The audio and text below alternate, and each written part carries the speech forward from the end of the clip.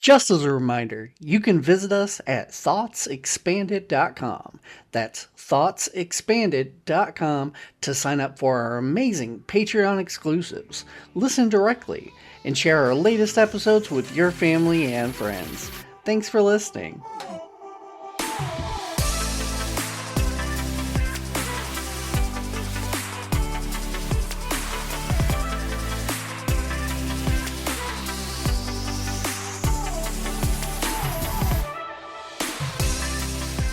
Hello, everybody, and welcome to another episode of Thoughts Expanded. I am joined, as always, by Wiggy. Hello. And Jeff. Hello. And I guess shouldn't say as always, because Wiggy, you weren't here for the last one. You abandoned us last week, you jerk. I did. My sister-in-law had a baby. Oh, yeah. I forgot that you had a good reason for that. Yeah, I know you did, and you didn't say anything either. You're just like, well, he's gone.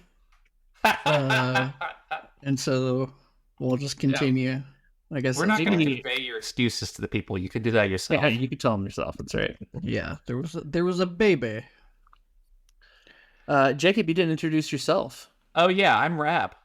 It is a good day here, and we're going to do a continuation of the last episode that I led, the history episode. We're going to do Middle East Part 2. Before we dive in, I have to say something. At this point, you're not allowed to have the camera all over your face. Like, at this point, it's just part of your charm, like, to only see half your face. So, it's serious. Let's not fix it. Yeah. Let's just let that be the normal. From my perspective, Jeff is further out of the camera center than I am. But for us, you look like this. I don't know. It's like this. To me, I can see you guys perfectly right now. So can you? I also have interesting. I put you guys on half my screen because I'm looking. The other half is notes. So and I also want both those things to be on the same monitor because that way I'm not looking at the second monitor and like getting distracted. You know what I mean? And also looking like I'm looking at my second monitor. So, you know, and this is all going to be great if someone's watching the video. Yep. Yeah. Yep, just sign up for that Patreon. You'll know what the fuck we're talking about. That's true. You'll get to see half of Rab's face. It's his good half. Yep. You got to pay us $10 more a month to see the other half. That's right. Yeah. Is it $10? That's only on his OnlyFans. Oh, that's on OnlyFans. Okay. Yeah. All right, so face is naked. Well, I hope that this week I'll be delivering everybody the naked truth. There we go. Excellent. Naked. I'll be naked and afraid. Yeah. So I don't remember exactly where we left off our last Middle East episode, but the idea of this one is to kind of cover at the very least the like World War I period up through the World War I period. I think last time we probably ended with me like rushing the Ottoman period. I don't necessarily want to recover that ground, but the first thing I have in my notes is that the Ottoman period, like, it began with the siege of Constantinople. Like, that was really their coming out party. I mean, they obviously were somewhat strong before then, but this was in 1453. And the Theodosian walls that protected Constantinople had stood without any successful siege against them for 800 years. Constantinople was built in like, it was originally settled, I think in like 200 AD or something, but then it like really took off, closer to 500, 600, because that's when the western half of the empire fell. And they built those walls and they lasted for a long time without they protected them. Let's just skip to the end. It's now Istanbul. Yeah, sure. Right? Might have heard the song. Just skip all the way to the end. Right. That is why it is Istanbul today and not Constantinople, right? So, I mean, the reason I bring this up actually is to kind of talk about like what was the deal with the Ottomans? Like, why they were very, very powerful. They effectively, like, in some ways, you could consider them to be the rulers of Europe for some time. They were the most powerful nation. I mean, they could not like invade London or something like that. Like they weren't that powerful, but they were really the most powerful nation on the scene from that point. Not exactly from that point forward, but at least for a good like 200 years or so after that, they really ruled the roost. And I think the main reason is because of guns. They were one of the first nations in Europe to effectively use guns. While the other nations were still kind of like riding around on horseback and playing knights, like they managed to train their soldiers with guns sooner than the rest of the European nations and really take advantage of that.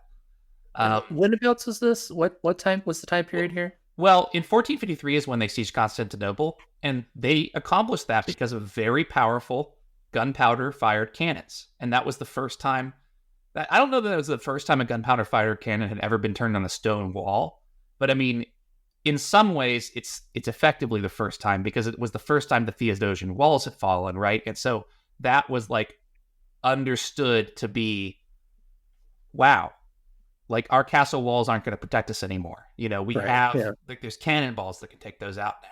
And I mean, soon that turned into, you know, that is soldiers who can use some form of firearms. I mean, they didn't have like the musket you think of like in the Civil War, right? That it took them a while to even invent that.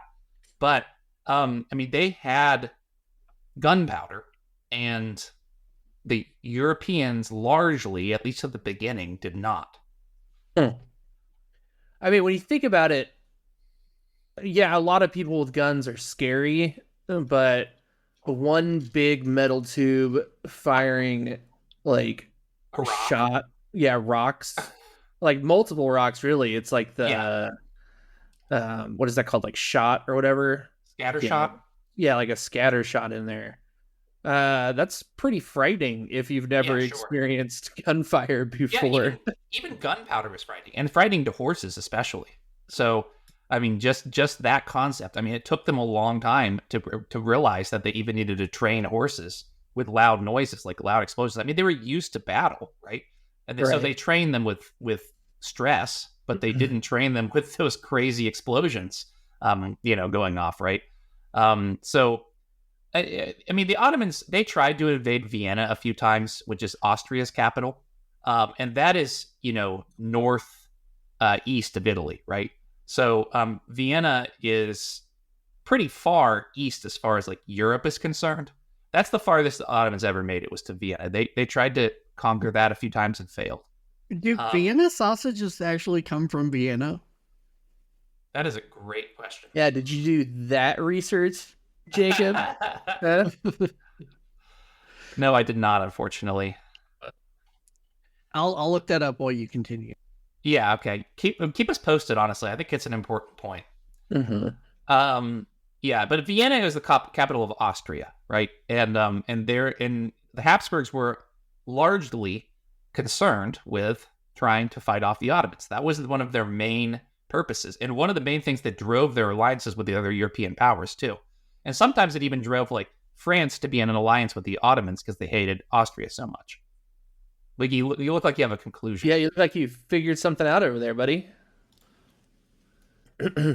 Yeah, I did. There's actually a surprising blurb here. So, Lay it on us. Yes, Vienna sausages are named after the city of Vienna. Okay. Where sausage booths are a traditional part of the city's culture. Makes sense. The word Wiener is German for Viennese. Ah, that makes sense. That's not where I thought that was going, but that's where Wiener came from. Right. It's just the German pronunciation of Vienna. Well, it kind of makes sense. Like if you said Vienna. True. Wiener. German accent. Is a Wiener. Wiener. So, I mean, the Ottomans never got their hands on any Vienna sausages. They were denied that. And they managed to conquer like Croatia, Greece, a large part of what we would consider today to be Europe, right? But it was all part of the Ottoman Empire. See now, I disagree. I think the whole entire reason why they fought that battle was because they heard of the promise and magnificence of Yeah. the Vienna sausages. We're on the same page here. My initial thought was what happened is a couple of spies snuck into Vienna and had some sausages. They're like, we got to get this. Yeah. For your army, come on, let's do this. I Yeah, mean, it's I the imagine precursor to Britain v. India, right? They were just like, there's food over here I want. Wiggy and I's world, it's like a fictional world where you could only create regional dishes in that region. right. Just to flesh out the role playing that we're doing here. Yeah, you know? yeah. It's like a combination of Civilization 6 with like a restaurant tycoon. Yes. Yeah. There we go. We should make that. Gordon Ramsay can sponsor it. It's like Highlander, but chefs. There can only be one chef. It's Who knows it's, all? it's sponsored by Hexclad, the pots and pans that Gordon Ramsay. Oh, gotcha. Makes sense. Sounded like a League of Legends thing for a second there. So I don't remember where I was going. Oh yeah, Austria had a lot to like. They had a lot on their plate dealing with the Ottomans, and like that effectively allowed or maybe even encouraged England and France and Spain and Portugal to go after colonies abroad instead of trying to conquer Europe, because they kind of saw that as a game between the Holy Roman Empire and the Ottoman Empire.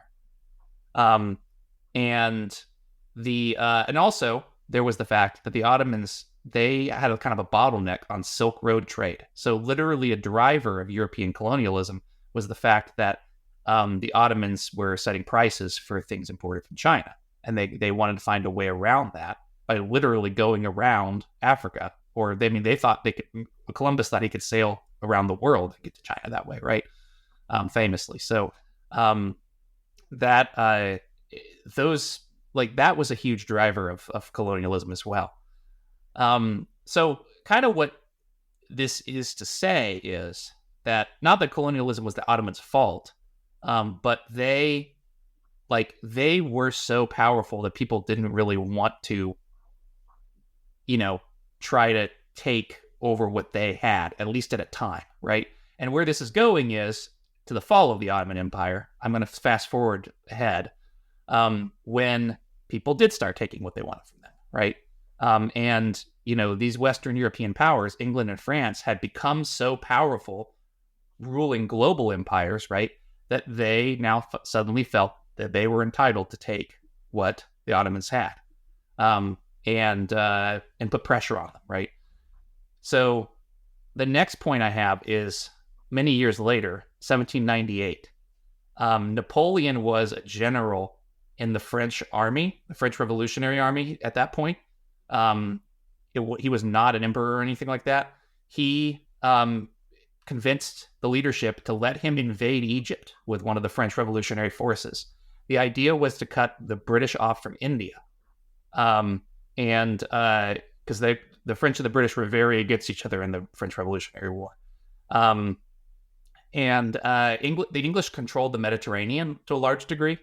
So Napoleon's campaign in Egypt was kind of to cut them off, right? And also to, he managed to conquer Egypt in a way, right? They did not keep it, obviously, but for a time, he was the ruler of Egypt. He had managed to free it from Ottoman control. He just could not hold it, especially with the English putting pressure on the Ottoman side. So that was one of the very first instances of Europe trying their hand at invading the Ottomans and taking what they had. And Napoleon, being Napoleon, went for the biggest prize of all, right? I mean, he went for the breadbasket. Yeah, this is also where that famous myth comes in, that Napoleon shot the face off the Sphinx with a cannon. So, if you're waiting for that to come up in one of our episodes, there you go. I didn't know about that. Yeah, it's even in the Napoleon movie. It's not factually accurate at all, but because it's a myth, I feel like they felt like they had to put that in there. Is the myth that he just did it out of spite? Or like The myth is that nobody knows why he did it. He just YOLO'd the face off the Sphinx. Seems legit. it's a power move. Yeah, it's just a power move, you know. Well, from my understanding, there are also like various myths about like how close he actually was to converting to Islam. Like he came fairly close to doing that. And when I say fairly close, you could be the judge of how close he actually was, right? Because I mean, probably he could tell that his future was going to be in Europe and that converting to Islam would be a bad move if he was going to, like, you know, one day be powerful within Europe. But he, at least reportedly, was somewhat tempted by the idea of basically becoming an Egyptian prince and just staying there. So it's an interesting counterfactual to think about what would have happened if he had done that. I would have done it. Supposedly, one of the reasons he didn't is because he would have had to also make his soldiers convert, and he didn't think that he was going to be able to convince them to get circumcised and to give up wine. That's a big ask. I think he gave up wine. I mean, probably not. He probably wouldn't have. Yeah, and not to mention, there's these sausages.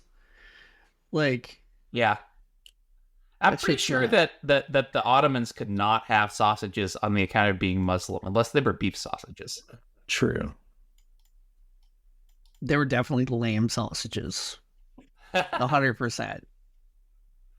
Fair enough. So I have down next in 1821, the Greek War of Independence. And this is kind of just like to paint a picture of the Ottoman Empire falling apart, right? Because the Ottomans were in charge of the Greeks, and they had even integrated Greeks into their legal system, right? Like the Greeks were princes of a bunch of the former Byzantine territory, even though the locals themselves were not Greek. And the Ottomans kind of used that, you know, interplay to play people against each other, right? Play the locals against their, like, to prevent Greek kings from getting too powerful, basically, on their own right. And so, but there was a Greek War of Independence. It was inspired a lot by the French Revolution, and it was aided by Britain, France, and Russia at the same time. So the Ottomans had a large Egyptian component to their defense. They relied on Egypt to raise a large army, and that ended up coming back to bite them later, because the Egyptians took that army and became independent. So the Ottomans not only lost the Greek War of Independence, but they also basically lost the first Egyptian Ottoman War, where Egypt was granted control of Syria and the Levant, like where modern day Jerusalem is. And in exchange, it basically was a vassal to the Ottomans who did not pay taxes. So effectively an independent, entity on its own right. That's interesting to know that Egypt was in charge of so much at one point. Yeah, they were that big. Like, always knew that they were gigantic in the past too. Like, even there were definitely like really far historical times, like in the many BC, where Egypt was huge too. But yeah, I mean, they became a large power in the Ottoman Empire. They were a power, I think, within Rome. They originally came under European influence from Alexander the Great, who conquered Egypt. But he didn't keep all that together. And they became really powerful during the Ottomans. It's kind of hard to keep everything together when you die at 28 or 32 or however old he was. Right. So I have in my notes, so that was 1831, the first Egyptian-Ottoman War. I also have in 1830 that France invades Algeria. They ended up winning that war, and that was kind of the first European colony in Africa. I don't want to say that it was the first European colony, because that's 1830. Like, obviously, European colonialization had happened way before then, like Portugal taking little cities and stuff. But that was like the first time that a European power had like asserted direct rule over a portion of like a large, portion of like the former Roman Empire, I guess, like in the Middle East, right? So that was like the first, that was like this. I mean, obviously, like there was the Romans, they ruled that area. There was the Muslim world, they ruled that area pretty solidly, right? And this is like the beginning of France taking that from the Muslim world. Yeah, I feel like this is where we start talking about the modern era, Yeah. Well, they've just never had like that. Just that entire area, it just goes to show you that they've just never been independent. They never were able to grow their own everything, like, and to develop into a more solidified and united nation or two. Like, they've just never had that ability because they've constantly just been conquered by everybody else. Yeah, I mean, or like having had the self-governance basically taken away from them. I mean, in the modern era, there were people who wanted to like unify North Africa into a single country, kind of like the United States. But I mean, it never really like succeeded, probably because the United States didn't want it. But we're getting way ahead of ourselves. That's more World War III stuff. We're still pre-World War I. So speaking of first wars, there was the first Egyptian-Ottoman War in 1831. There was a second Egyptian-Ottoman War in 1839. And this one was actually won by the Ottomans. They took back Syria and Levant. But Egypt had remained de facto independent. They did not come under the Ottoman rule, like at least for tax purposes. They may have been paying some taxes, but they were effectively an independent state. And in 1840, they were recognized as such by Europe. And probably not a coincidence that in 1854, the construction of Suez Canal begins. Europe basically recognized them as independent and then started thinking about ways to really take some of that away from them. Because, I mean, to some degree, they owed it to the British, the French, and the Russians a little bit to weaken the Ottomans so much they could become independent in the first place. And, Britain never let them forget that was something, that they would be the ones to come to Egypt's defense effectively. That tracks. So the Suez Canal was finished in 1869. And I guess for people who don't know, for some reason, the Suez Canal goes through Egypt, allows the connection with between the Mediterranean and like the Red Sea. So that would help you get to India. That's why the British wanted it so bad. Still a major shipping place to this day. And although the Suez Canal is not like directly under threat, like the Yemenis today attack ships in the Red Sea to kind of try to prevent people from using the Suez Canal. Hasn't China been blocking that off in a more recent time period? I have no idea. Unless you're implying that China caused the ship to get stuck there. Oh, yeah. So in 1869, the nations of Britain, France, and Italy buy out Tunisia. Effectively, they basically pull them out of bankruptcy by heavily investing in that country. Tunisia is where Carthage once was. Algeria is directly south of France, and Tunisia is to the east of that, right? So it's kind of facing Italy. And then in 1881, France invades Tunisia from Algeria. So I guess they weren't happy enough, claiming ownership of it.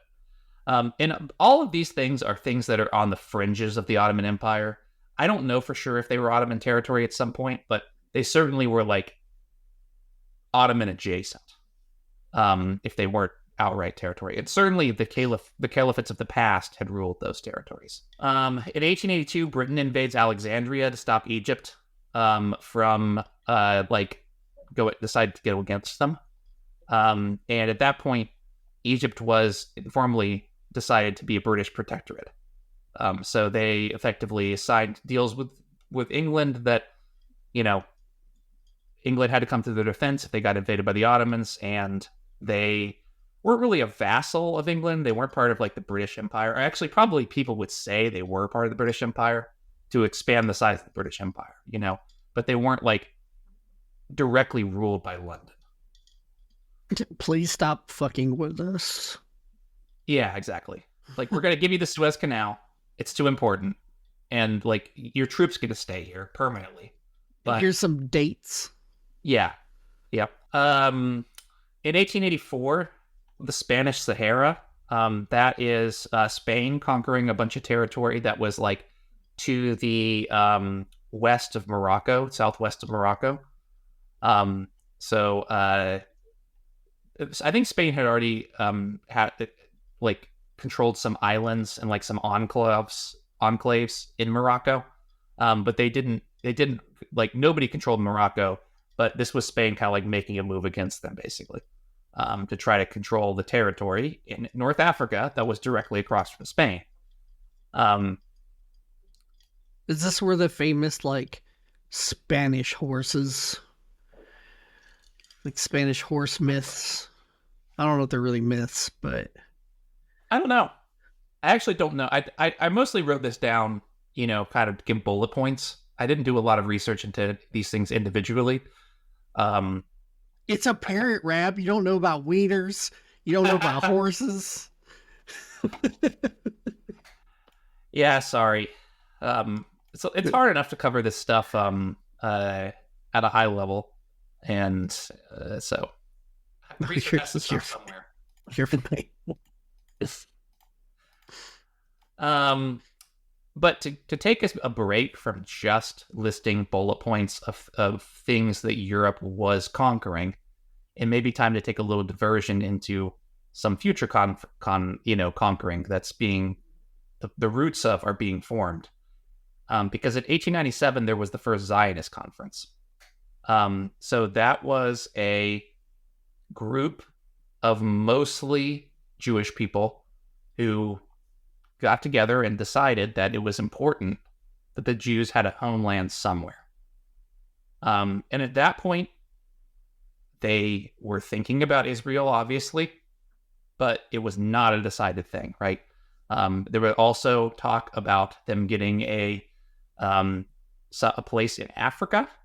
Like, this was their own idea. And like, it was like kind of in Southern Africa, not South Africa, but Southern Africa, where the Brits ruled. This was a very British movement at first too, a very centered on England, and encouraged by the English government officially at some point. So I mean, it didn't start that way, but it became very entangled with English colonialism in particular. Because I think the English were basically at some point desperate for anyone who would agree to be shipped overseas and rule something on England's behalf, right? So like, the fact that they had this whole people who were like thinking about wanting to do that was really encouraging to them. So I mean, why do it yourself when you can get? Yeah, I mean, they had always used religious minorities, right? The Americas were originally conquered by, or like colonized by, like the Pilgrims, right? Like people who were there because they did not agree with the Puritans, right? They didn't like the way England was being run. The Pilgrims were Quakers, correct? There was a lot of different types of Pilgrims. I think a lot of different religions. They definitely were all Quakers. But I mean, the Puritans were like the people with like the belt buckle, right? Like on their hat. And they effectively did not agree with the way England was being run. A lot of their critiques of English society were ones that we would consider today to be like, in some ways, anti-capitalist. Like they really, like, I'm not trying to necessarily say that they were great. They definitely killed a lot of Native Americans, for sure. But I also do think that they kind of saw English society as one that was too stratified. Like, that was part of the reason they wanted to escape. But what they wanted to do was basically conquer a new land where they got to be in charge, right? Instead of the English nobility. But I mean, what all I'm trying to say is it's a long history of many European powers effectively using minorities to colonize a place, right? people who didn't really see like they were getting a fair deal in the old world. And I think a lot in Portugal and Spain, that was like second and third sons of nobility who thought that they, deserved a castle, but they had to go basically claim one. But in England really had a storied tradition of using religious minorities to do it. And that's what they were going to do, or what they wanted to do with Jewish people. So in 1906, France is given informal control of Morocco. And basically what this looked like was the European powers getting together and being like, yeah, you control Morocco if you can take it. And they decided, yes, they were going to go for it. And by 1912, it was a protectorate of France. In 1911, Italy invades Libya. That's another place that's like roughly across from Italy. And it was actually controlled by the Ottomans. So the Ottomans gave up their control of it in 1912 and ceded it to Italy. So, by that point, who was control of Egypt at that point? Well, in 1914, this is my next note, Egypt becomes a British protectorate formally.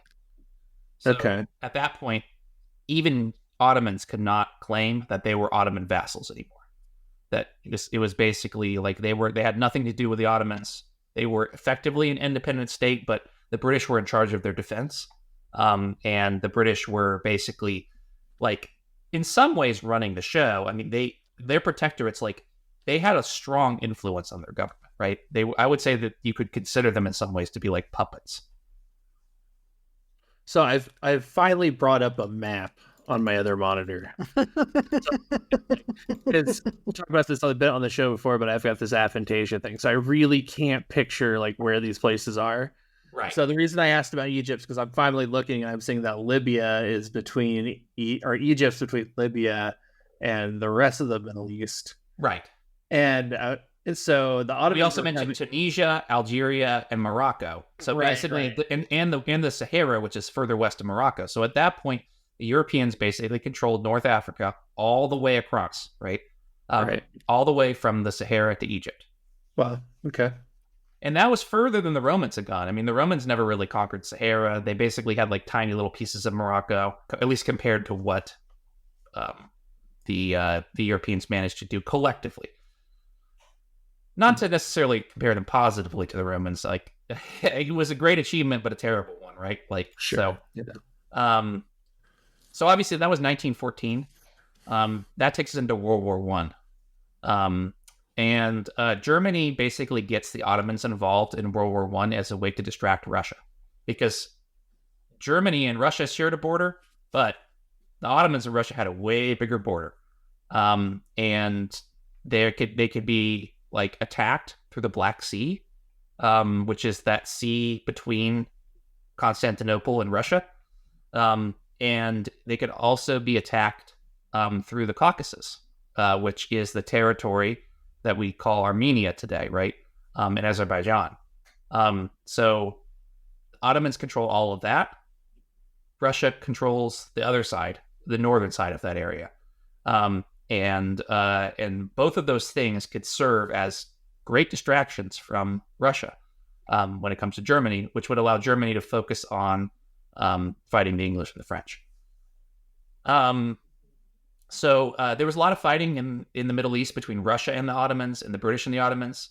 I kind of skim over this the same way I'm skimming over everything, just because I have to. One of the big deals of this period when it comes to the Middle East that a lot of people may not have heard of is the Sykes-Picot Agreement. Have you guys heard of this? No. I haven't. Okay.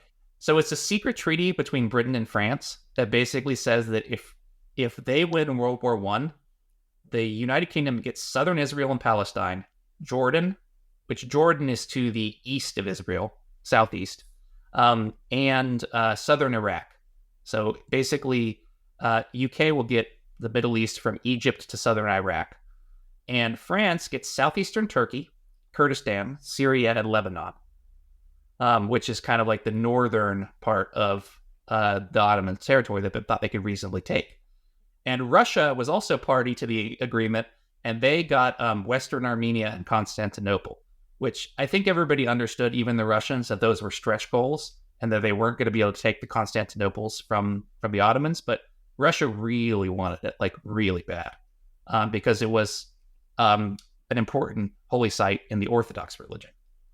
Good.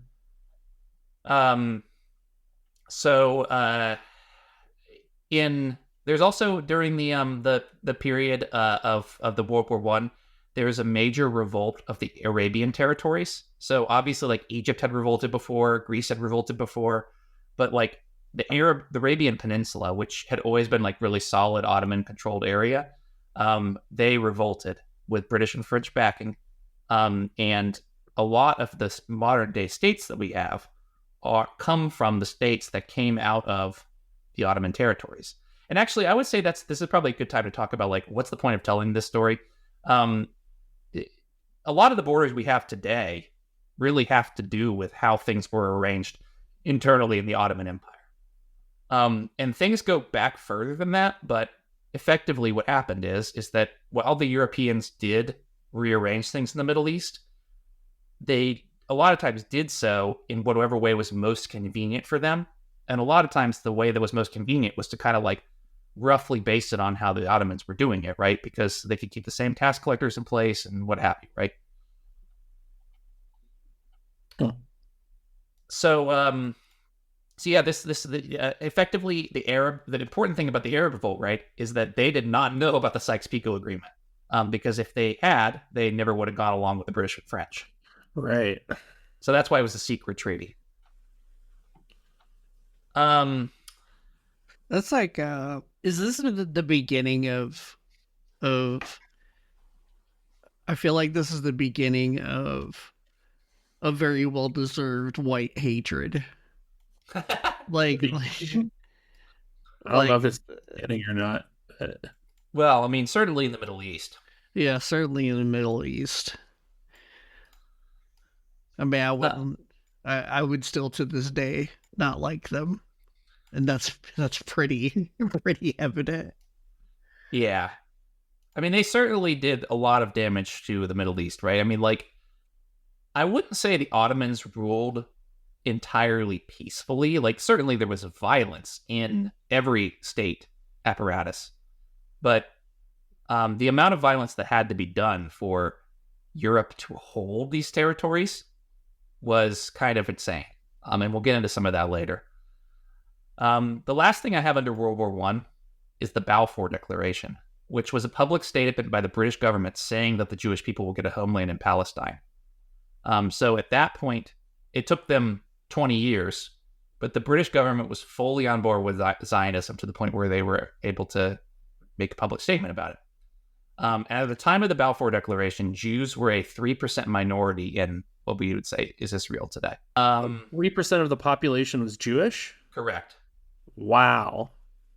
Yeah. It's Woof. kind of insane. Wow, okay. Yeah, it was mostly Palestinian.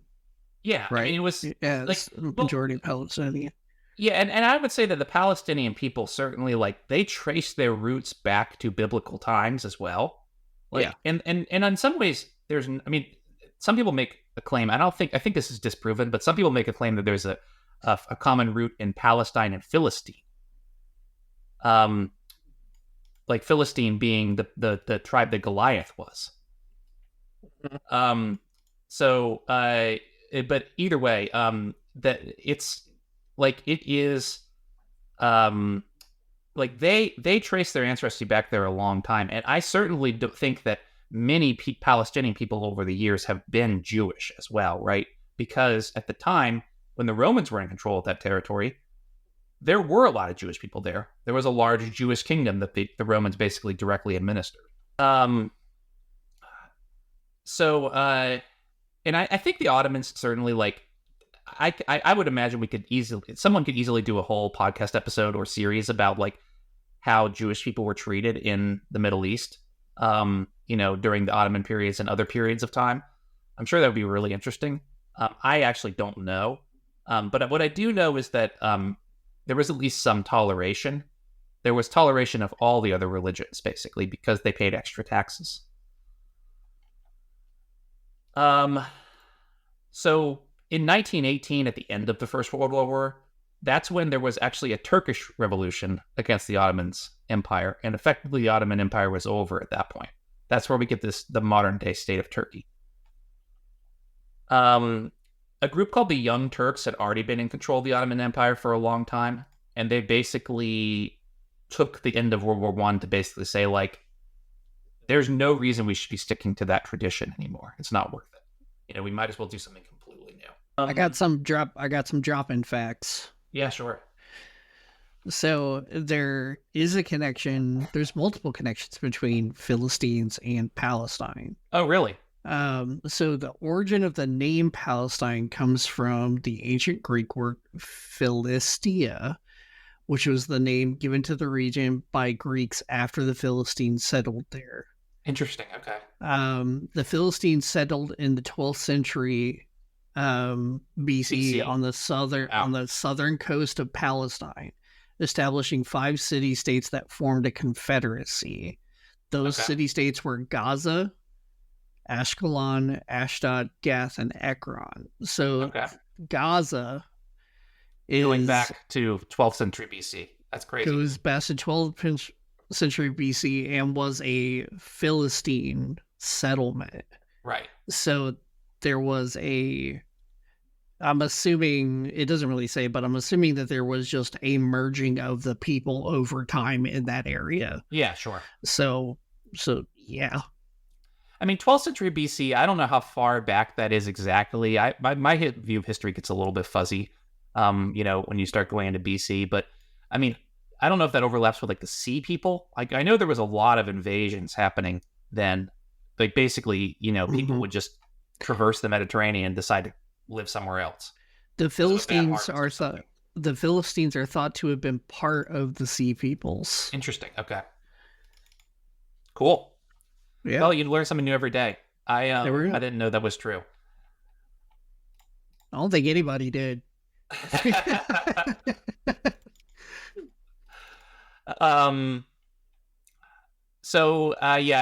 1919 to 1921, there's a major war between France and Syria to basically assert French dominance over the region, because as part of the Sykes-Picot Agreement, they had been promised that territory. The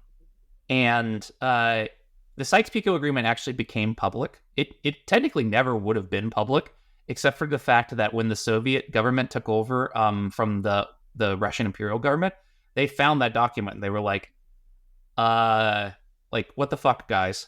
And like, we agreed to this, and they made it public as a way to humiliate Britain and France. In 1920, Iraq becomes independent from Britain. They have a successful rebellion. In 1922, Egypt gets nominal independence from Britain, although the Brits still control the Suez Canal. And this period, 1922, there becomes a lot of, or there's, I guess, 3 notable ones, of mandate governments. So there was the French mandate, which is Syria and Lebanon. And it's called a mandate because, like, they felt like they had control over that area, and that they claimed to have, like, a responsibility to create states there, to help those territories remain independent from the Ottomans, and to basically teach them European values, is effectively kind of like the language that was being used at the time. Didn't really go so well, but there was the French mandate in Syria and Lebanon. There was the British mandate in Palestine, and there was the British mandate in Transjordan. And all 3 of those were kind of racked by violence. The Syrians first in 1925 to 1927, they revolt against the French mandate. They end up kind of having a stalemate. Syria stays in French control, but the Syrians kind of gain some, privileges back. In 1925, This is when Iran kind of comes onto the scene. They were called Persia still, but the Ottoman-backed Turkish rulers were overthrown in 1925. And it was kind of part of the it was kind of the conclusion of, and I didn't really get to cover this, the Great Game, which was basically a mini Cold War that happened in Afghanistan, Iran, and Pakistan between the British and the Russians. So obviously, with the Russians recently changing hands and becoming Soviet, they didn't really have like the resources to play with the British anymore.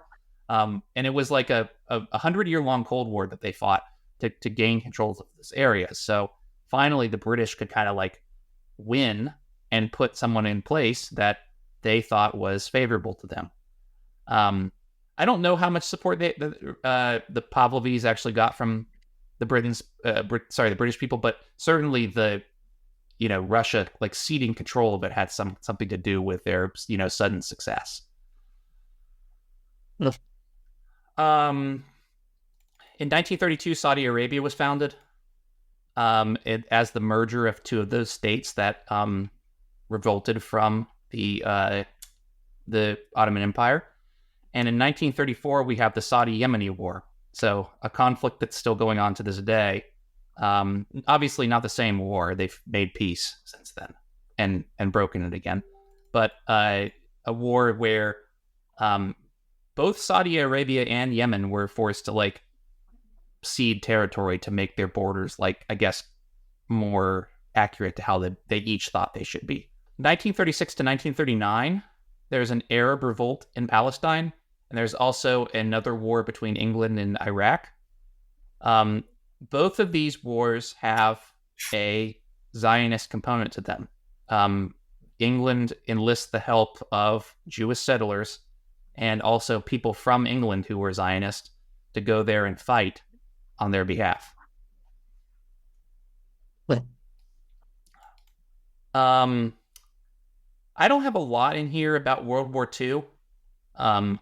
I think World War II was kind of a period that saw various states in the Middle East, most notably, I think, Iraq, siding with Nazi Germany and Italy as a way to basically stick it to the British.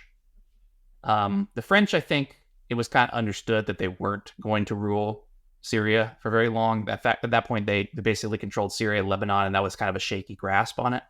But the people in the Middle East certainly thought they had a lot of fighting back to do against the English. And so they decided to do that by siding with the people who were fighting the English. Certainly there are, I'm sure there was some ideological overlap too. I don't want to downplay that, but I do think that mostly it was a strategic decision, not one that was driven by fascist ideology. Oh. So there's obviously a lot of fighting in the Middle East in both World War I and World War II. I don't like going into the details of individual battles, but I think I've said in the past, right, that I see World War II as kind of like I guess World War I certainly was like a assertion of dominance of England and France over the Middle East. World War II, I think, was kind of a breaking of that to some degree, because they went into the peace conferences after World War II effectively willing to give that territory up for, not the United States to directly administer it for sure. Obviously, there was not like a U.S. mandate in Palestine or anything like that, right? But the United States. Go ahead, Rep. I was gonna say they just came out of World War II way more powerful. They came out of World War I more powerful for sure, but they came out of World War II like a juggernaut, basically. Germany had destroyed France and England. Right. They were on the verge of collapse. London was rubble. Paris had been ran through 3 different times in the matter of 80 years, right? Something like that. Like, they were not in a position to be in charge of any territory, much less, they had their own problems. So Yeah, sure. I mean, and obviously this is when like the Indian independence movement starts to really take off. Maybe even before that. But they really start to get like World War II. England comes out of it a lot less powerful. France comes out of it a lot less powerful. They're willing to give up. I mean, obviously, maybe if you ask people there, they would want to keep their colonies, but they don't. They realize that they can't. Right. So, the UN directly after World War II ended, the UN was formed, and the question of Israel was basically brought to them. And the UN plan at the time was to make a separate Israeli and Palestinian state in the territory that's today Israel. And effectively, that was disliked so much by the people like settling Israel that they decided to go to war to prevent that from happening. For a time it kind of worked, but in 1948 that was the Arab-Israeli War. That was when, I mean, I guess 1945 is when World War II ended, right? So it's not that long of a time. It's 3 years, right? They decide to effectively declare war on the entire Arab world at once. So Egypt, Jordan, Iraq, Syria, Lebanon, Saudi Arabia, and Yemen all team up to fight Israel and try to prevent them from conquering, what is today the state of Israel. And Israel has a lot of backing from both the US and the Soviet Union, because both of those countries believe themselves to be like for it to be important for them to control the Middle East. And also that Israel was like ideologically aligned with them, at least in the Soviet case. Like at the time, Israel was a very like communist coded society. They were they lived in communes. I can't remember what exactly they called them, but they effectively lived. The settlements were originally like they had a word for them that invoked the spirit of communism. I don't know how communistic they actually were. I mean, obviously, like people weren't practicing communism very well at that time. They were, a lot of things were calling themselves communists that certainly weren't, right? But ideologically speaking, the Soviet Union saw that Israel was kind of aligned with it, and also that Israel, like if they were able to kind of like keep those people in power, that would potentially be a gateway to ruling the Middle East. Same with the US, right? They basically saw the same thing that Britain did. If they kept Israel in power there, they would owe them, and they would, do favors to help the US get influence over the Middle East. And obviously 1948, I mean, this is getting into like the Cold War period. So it was really important for the US and Soviet Union to play anyone they could against each other effectively, right? And for those local countries to learn to play both sides to some degree, right? So all of that kind of came to a head and caused the Arab-Israeli War. The effects of the Arab-Israeli War is that Israel largely won. They got the rights to rule. I mean, to basically make their own state, which did not comply with that UN mandate. And there were a couple different agreements or ideas on how that area should be split up. Right. There were agreements in place saying that, okay, the Jews would take this portion and the Palestinians would have this portion and they would be separate and yada yada. Right. But Israel felt like that was not enough, I guess, for some reason, and they started this started expansion idea. This expansion idea. I think that, I mean, I don't necessarily know that I can speak fully to the motivations of that, but to me, I think that it had something to do with just like not wanting to be beholden to the world in a way, like beholden to Very much. Yeah, that could be the whims of the UN effectively on exactly how they were going to define themselves. Mm-hmm. And also, I mean, I think a distrust of the Arab populace, right? Because like the Jewish settlers were settling areas that had Arab citizens too. So I mean, there was literally just actual racism at play as well, right? Like thinking that they deserved it over the people who lived there. So, I mean, the effects of the war, though, right? Israel did win in that sense that it got to become its own independent thing, independent of the UN mandate, and seize territory that they weren't allowed to under that mandate, right? Under the charter.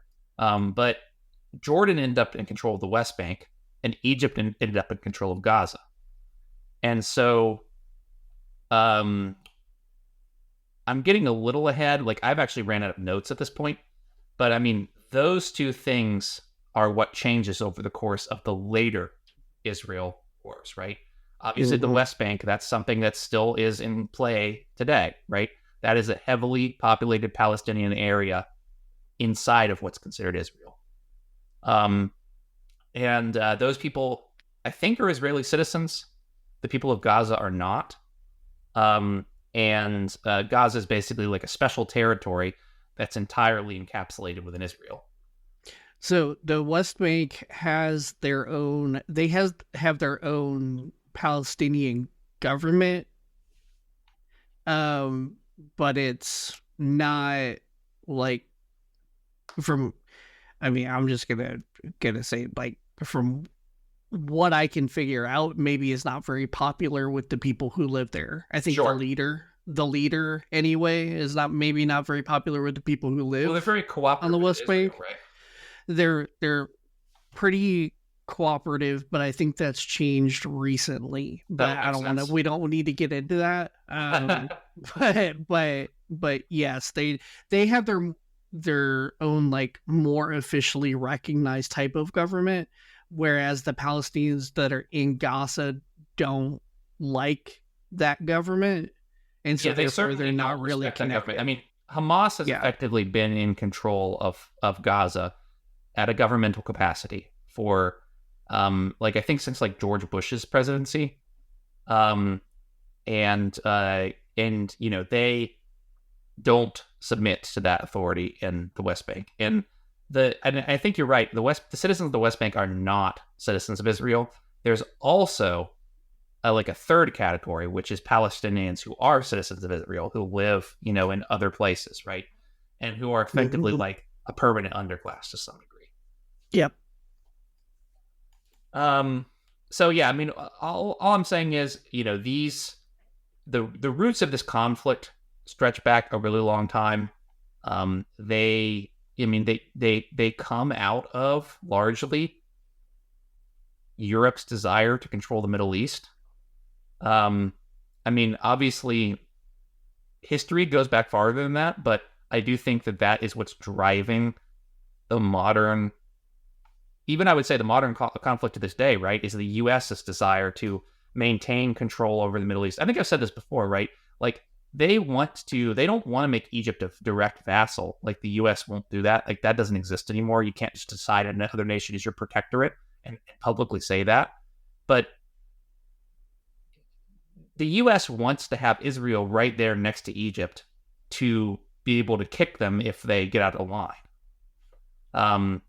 So that makes sense, just because the other thing about that is Iran. Yeah, for sure. Iran's the other part of this that is part of the current issues that are going on, but has also been a distinct thorn in the side of the West, right, ever since it came into being. Yeah, Like, once the Shah was overthrown, basically, right? And that was like the Western-backed, and the Pahlavi dynasty that started in 1925 that I mentioned continued on until kind of the modern-ish era, I think the 60s, when there was effectively a coup there. And a couple of different revolutions. And Iran and Egypt have more in common than either of them do with the West. For sure, yeah. And so there has to be like that's the West's thought process behind, we have to have some kind of foothold here in order to help control the region for our people or for our interests, because there's too much. The Suez Canal operating, basically. They got to keep the Suez Canal operating. It comes down to that. Yeah, they have to keep control of the Suez Canal. They have to keep a friendly government in Egypt, even if they can't directly have I mean, I don't know if the U.S. has military bases in Egypt or not. That's an interesting question. If I had to guess, I would say probably yes, but I also don't know. I would say probably. I think we did have one, but I think they closed it. I think I remember that. But the problem, been through a lot of revolts in the modern era. Yeah, but the main problem with that is, so back to the Suez Canal, so China has this initiative in current day that's called the New Silk Road Initiative. Elm Road? Yeah, I think so. And so what they've been doing is kind of just buying up the ports all over the world. And so that all shipping is essentially controlled by ports that they own. And they own the majority of the ports in the Suez Canal now. So, yeah. And the reason why I think they ultimately decided to do that wasn't for some grander scheme to keep trade from the West and them, because they're benefiting a lot from the trade that we give them. It's because they really wanted that to control that access to Africa, which is where they're currently mining all of the precious minerals that we use today out of Africa. But China's route to Africa goes around India, not through the Suez Canal. So I mean, they obviously, if they want to keep the Suez Canal in operation, it's because they want trade to keep flowing between the West and India and China. Yeah, but they have to control it if they want. That's really their power play. That's their biggest power play that they have. Not to get up, I don't want to stay on the subject forever. Sure. But the Middle East remains a geostrategic area where people conflict will remain. I mean, Russia is in Syria still. And so the U.S. is obviously very involved in many Middle Eastern countries. I think we're still in Iraq. We still have military bases there. And that's against the Iraqi government's explicit will, that they've been told to leave and they won't. So, it's, obviously this still is a hotbed of conflict because it's a place where, I don't know how to describe it without, I don't want to be prescriptive of this, I guess, right? But it's like the crossroads of a lot of different powerful places and always has been. And I don't really know why. But it's such a giant landmass. Right. It's connected to everything by land. It's connected to everything by land. So right. The middle is going to be, if you control the middle, you control a lot. Right, and right. So I think that's probably just the idea. If I can go off on a tangent, I'd like to say I wish we just leave the Middle East alone and let the Middle East figure out what they want to be by themselves. Seriously. And just let that be a thing, and then we can just work with whatever happens from that. Right. It just makes more sense. That would be a very interesting thing to talk about when we eventually do more specific part 3s about this stuff, because there were a lot of very interesting movements in the period between 1948 and today when it comes to like ideas for the Middle East, right? Like I talked about earlier a little bit about like pan-North Africanism, right? And the idea that those North African states, I mean, which technically isn't the Middle East, right? It's North Africa, but those could come together to basically make a union. And there were ideas, there was a successful union between Egypt and Syria, I think in the 60s. It was I can't remember, but they had some grand name as if they were going to incorporate like Saudi Arabia and stuff into it, and they never did. So I mean, there's a lot of really interesting stuff that happened between now and then. Some nations really came out ahead when it comes to like playing the U.S. and the Soviets against each other. And all of that stuff, I think I will be interested to talk about as part of World War III. But I don't think I'm there yet. I don't think the next history episode is going to be Middle East Part 3. I think it's going to be talking about India, or maybe Mexico, or maybe China. I want to talk about all of those regions. We still need to do Japan. Yeah, Japan would be an interesting one. I might do Japan as part of China. I feel like there's two. I mean, Japan has a very like distinct and isolated history. Yeah, I was gonna say I don't feel like I love learning about Japan and I love like Japan culture and media, but I don't really feel like Japan has had a major influence on the rest of the world. Certainly during World War II. Right. The Japanese Empire, like that had lasting impacts, but and I would say today Japan is an important place because of its proximity to China. Also, not to mince it, but Japan, especially during the World War II era, had a gigantic effect on all of Asia.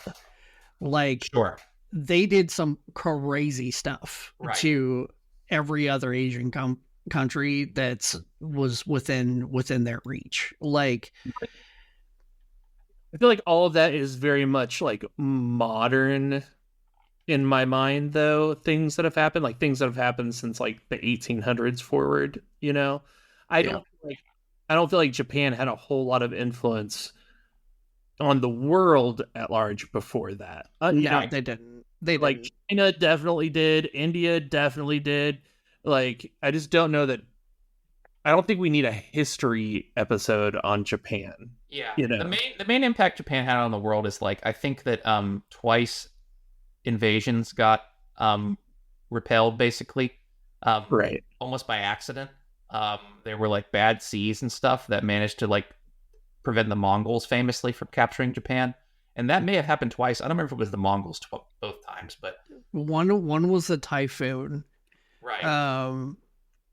And the other one was an earthquake. I think it was an earthquake that pulled a tsunami. Yeah. Like, but yes, there. Yeah, you guys are definitely correct there. Well, yeah, I hope this has been informative. This is the end of what I wanted to cover today. And at some point, I think we'll get back to talking about other regions with the idea of kind of doing the same thing, right? Explaining what the effects of colonialism were that will lead us to like the semi-modern era, right? And then talking about what happened during the Cold War, as two separate concepts, right? Because I really do want to eventually get into what happened during the Cold War, but I feel like I think we understand roughly Europe's history. Like, we have a rough understanding of that, even just what you picked up on high school or whatever, but not a lot of people have that for the Middle East or for, I would love to do an episode on Africa, but it would have to probably be multiple episodes, unfortunately. Yeah, this is all stuff I definitely don't know. Like, I learned a lot today. I was very quiet today, but it's because I was looking at a map in awe and taking in information. Yeah, I mean, it's pretty wild what managed to be controlled at the height of like European power in Africa. Like, if you actually look at a whole map of Africa during, like, let's say the 1920s or something, like, it is crazy how much of it was like directly administered or controlled by one of the European powers or another. And I mean, I've said it before, right? World War I and World War II, a lot of the driver was that Germany and Italy wanted a piece of the pie. Like they wanted to be colonizers too. And they felt like Africa was already owned fully, and that, South America was not going to come out of America's grasp, and that there was really nowhere else to go because the colonization in Asia had definitely not failed, but I would say it's probably not quite as successful as like Middle East and Africa. I mean, the big takeaway from that is the Hong Kong, right? Yeah, like constant misunderstandings. Like, yeah. Hong Kong was owned by England until 1997. Yeah, yeah, so crazy to me. Yeah, so pretty wild. Look, yeah, it's pretty nuts. It's really like understanding the history of the entire world. Also, something I wanted to hit on. So we're talking about how much land was like essentially owned by these small countries, or like, I mean, because Britain's such a small country. Like, it really is such a small country, but they own so much of the world, and it's ridiculous in the sense of, I feel like it got more and more difficult, not because of the actual successes and failures of these like expeditions that they were trying to do, but just because of population. So there was a lot less people back then in general. Like, compared to today, there was so much less people, and now there's so many more people. It's so much harder to control. Like, yeah. Well, I think in some ways it's just like easier to control someone economically because you're just moving numbers around. Like, it's better to not invade, even if that means giving up some control and like not being able to like control how people dress or speak or whatever. Like, you still, it's just the simplicity of it in some ways makes it way more attractive. So yeah, the risk benefit ratio. We certainly need to do an episode, and I might have to read a book on this, but we have to do probably an episode on the Bretton Woods Conference, which is what comes out of World War II and basically defines the new economic order of the West. That's when it was basically determined that they were going to use the U.S. dollar as a reserve currency throughout the world. And so, and effectively taking the world off like the gold standard. I think the English had, it was like the pound sterling is what was being used before then, right? Which was tied to silver. Speaking of which, we're no longer on the gold standard. Russia and China have been buying gold over the past like 5 years, like hand over fist, whatever they can get in their possession, because they're trying to fund the new currency of the BRICS agreement that they're trying to put together with all these different countries. But there's charts out there that show exactly who owns how much gold. And the US owns like 90% more gold than the other country in the world at the moment. So something to think about, that even if for some reason we had to like retie our currency back to the gold standard because that's just what the world was doing, like, we would still have the most powerful currency, which is something that I just learned this week. Like, so that should also give Americans a little bit of